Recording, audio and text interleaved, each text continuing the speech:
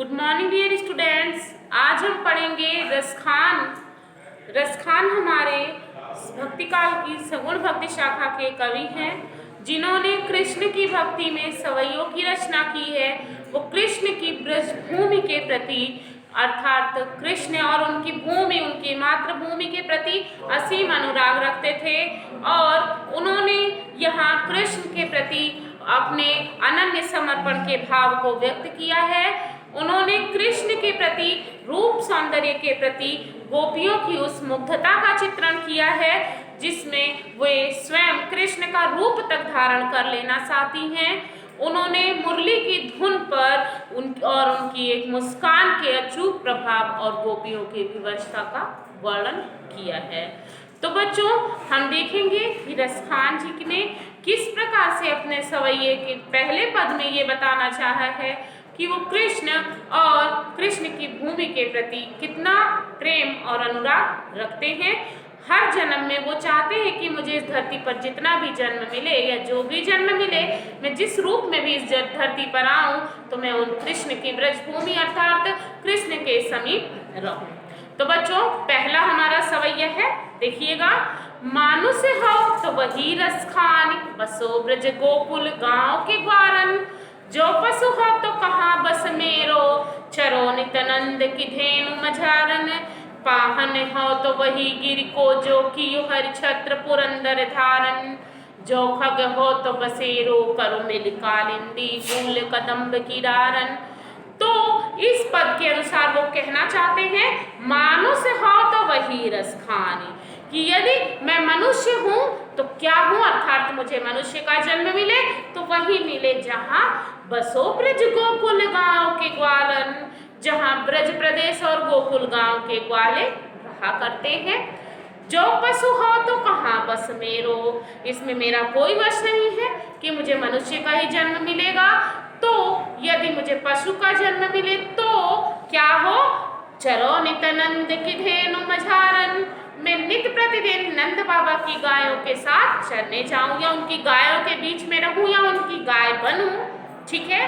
पाहन हो तो वही गिर को जो कियो हरि छत्र पुरंदर धारण, यदि मुझे पत्थर का जन्म मिले तो मैं वही गोवर्धन पर्वत बनूं जिसे कृष्ण ने इंद्र, पुरंदर अर्थात इंद्र, धारण माने धारण करना और छत्र अर्थात छाता, तो जिसने इंद्र के प्रकोप से प्रजा को बचाने के लिए कृष्ण ने छाते के समान धारण किया था। यदि मुझे पत्थर का जन्म मिले तो मैं वही गोवर्धन पर्वत बनूं। जो खग हो तो बसेरो करो मिल कालिंदी कूल कदम्ब की डारन, और यदि मुझे पक्षी का जन्म मिले या यदि मैं पक्षी बनूं तो मेरा निवास यमुना नदी के किनारे स्थित कदम्ब वृक्ष की डाल पर हो।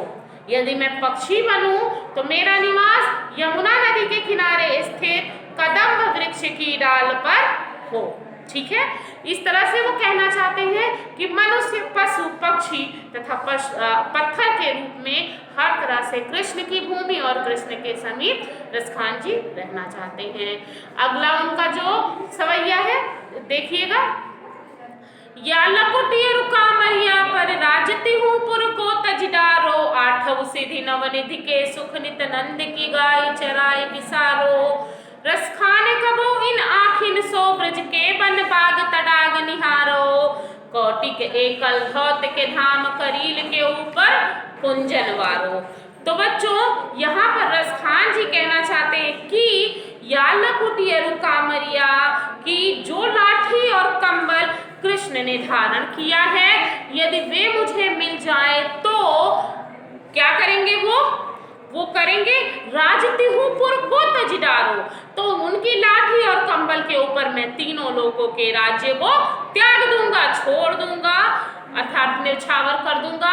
आठों सीधी नवनिधि के सुख नित्यानंद की गाय चराए बिसारो, आठों प्रकार की सिद्धियां और 9 प्रकार की निधियों को प्राप्त करने से जो सुख मिलता है, उससे ज्यादा सुख मुझे नित्य प्रति नंद बाबा की गायों को चराने से मिल जाता है। तो बच्चों, जहाँ तक मैं जानती हूँ, यदि आपको ना पता हो कि 8 प्रकार की सिद्धियां क्या होती हैं और 9 प्रकार की निधियां क्या होती हैं, तो देखिएगा। 8 प्रकार की सिद्धियां होती हैं, अरिमा, महिमा, लघिमा, वशित्व और वशित्व। ठीक है, 9 प्रकार की निधियां क्या होती हैं? 9 प्रकार की निधियां होती हैं पद्म, महापद्म, शंख, मकर, कक्षप, कुंद, नील, खर्व। ये 9 प्रकार की निधियां होती हैं। तो वो कहते हैं आठों सिद्धि नव निधि के सुख, 8 प्रकार की सिद्धियों और 9 प्रकार की निधियों को प्राप्त करने के बाद जो सुख मिलता है वो क्या हो जाएगा? मैं नित्य प्रति नंद बाबा की गायों को चराने से मुझे 8 सिद्धियों और 9 निधियों का सुख मिल जाएगा। रस खान कबो इन आखिन सो ब्रज के वन बाग तडाग निहारो। रस खान जी कहते हैं कि आप कभी अपनी इन आंखों से ब्रज प्रदेश के वन, बाग और तालाब को तो देखो। क्या होगा? कौटिक एकल धौत के धाम, करील के ऊपर कुंजनवारो। करोड़ों सोने चांदी से बने महल करील की कांटेदार झाड़ियों के ऊपर न्यौछावर हैं। अर्थात करोड़ों सोने चांदी के बने महल करील की कांटेदार झाड़ियों की तुलना में बेकार हैं। अर्थात करोड़ों सोने चांदी से के बने महलों से करील की कांटेदार झाड़ियां ज्यादा अच्छी हैं। क्यों अच्छी हैं? क्योंकि कृष्ण की और कृष्ण की भूमि के समीप में है। तो इस तरह से दूसरा सवैया हमारा हो गया। वो ये कहना चाहते हैं कि यदि जो लाठी और कंबल कृष्ण धारण करते हैं वो मुझे मिल जाए तो मैं उस पे 8 प्रकार की सिद्धियां और 9 प्रकार की निधियों के सुख त्याग दूंगा। अर्थात मैं तीनों लोगों के सुख को त्याग दूंगा और 8 प्रकार की सिद्धियां और 9 प्रकार की निधियों को प्राप्त करने के बाद जो सुख मिलता है वो मुझे नित्य प्रति नंद बाबा की गायों को चराने से मिल जाता है।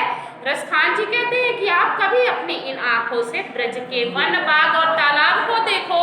करोड़ों सोने चांदी से बने महल करील की इन कांटेदार झाड़ियों के ऊपर न्यौछावर है। अगला है, बताना चाहती हैं वो कि कृष्ण के रूप सौंदर्य के प्रति गोपियां किस प्रकार से मुग्ध है और वे स्वयं कृष्ण का रूप धारण कर लेना चाहती हैं। देखिएगा, मोरे पखासिर ऊपर रखियो, गुंज की माल गरे पहिरूंगी, ओढ़ी पितंबर ले लकोटी, बन गोधन ग्वारन संग फिरूंगी, भाव तो वो ही मेरो रस खानी, सो तेरे कहे सब स्वांग करूंगी, या मुरली मुरली धर की, अधरान धरी अधरान धरूंगी, मोर पखासिर ऊपर रखूं। यहाँ गोपियां कहना चाहती है मैं कृष्ण के समान मोर के पंख को सिर के ऊपर धारण करूंगी, उनके समान गुंज की माला, गुंजा की माला अपने गले में पहनूंगी, पीला वस्त्र ओढ़ूंगी, हाथ में लाठी लेकर ग्वालन बनकर ग्वालों के साथ वन में फिरूंगी। इस प्रकार गोपियों के कहने का भाव यही है कि भावत वो ही मेरो रस खानी, कि इस प्रकार कहने का भाव यही है कि मैं कृष्ण के समान उनका हर वो रूप धारण करूंगी, पर क्या नहीं करूंगी? या मुरली मुरली धर की, अधरान धरी अधरान धरूंगी। जिस मुरली को उस कृष्ण ने अपने होठों पर धारण किया उसे मैं कभी अपने होठों पर धारण नहीं करूंगी। अर्थात जिस मुरली को कभी भी कृष्ण ने अपने होठों पर धारण नहीं किया है मैं उसे कभी अपने होठों पर धारण नहीं करूंगी, उसे झूठा नहीं करूंगी। गोपियां बच्चों मुरली को अपनी सौतन समझती थी। वो ये मानती हैं कि वो मुरली, वो बांसुरी कृष्ण के अधिक समीप रहती है। इस कारण, पहली बात इस कारण से भी वो मुरली को नहीं छूना चाहती है और दूसरी बात कृष्ण से प्रेम के कारण वो उस मुरली को झूठा नहीं करना चाहती हैं। इसके बाद अंतिम सवैया है, कानन दे अंगुरी रहिबो, जब ही मुरली धुनि मंद बजई है, मोहन तानन सोरस खान, अटा चढ़ गोधन गेहे तो गेहे, तेरी कहो सिगरे ब्रज लोगनी, काल को कितनो समझई है, मायरी वा मुख की मुस्कान, संहारी न जई है न जई है न जई है।